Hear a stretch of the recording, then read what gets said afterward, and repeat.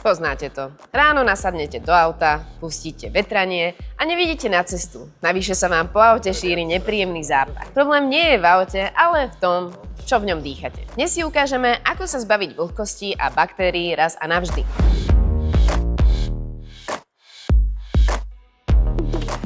Všetko, čo k tomu budete potrebovať, nájdete na Autokeli.sk. Pokiaľ klimatizáciu nebudeme vypínať pár minút pred cieľom, zostane v nej vlhkosť. V kombinácii s prachom je to potom raj pre plesne a tie budú fúkať priamo na vás. Výber a výmena kabínového filtra.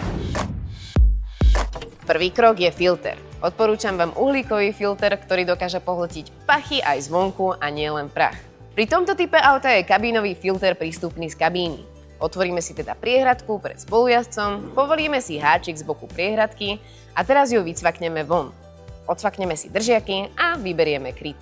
Dávajte pozor na smer šípky airflow. Pokiaľ dáte nový filter obrátene, vzduch nebude prúdiť tak, ako by mal. Starý filter vyberieme a pokiaľ sa vám priestor za filtrom bude zdať znečistený, môžete ho rovnako vyčistiť vysávačom a nasadíme tam nový kabínový filter. Kabínový filter už máme vymenený a pretože sme sa bavili aj o zápachu, poďme si spoločne ešte vyčistiť klimatizáciu. Na vyčistenie klimatizácie môžete použiť napríklad tento sprej. Začneme tým, že si naštartujeme auto a teraz si pripravíme klimatizáciu na čistenie.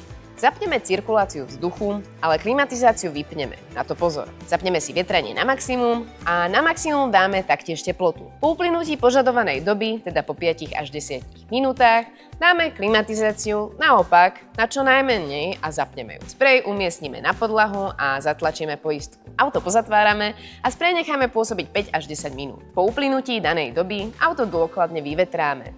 A nezabudnite, po celý čas je auto naštartované a klimatizácia by mala bežať tak, ako sme si ukázali. Nezabudnite dať odber, nech vám neutečie ďalší diel rýchlej údržby a ja vám prajem šťastnú cestu a veľa šťastných kilometrov.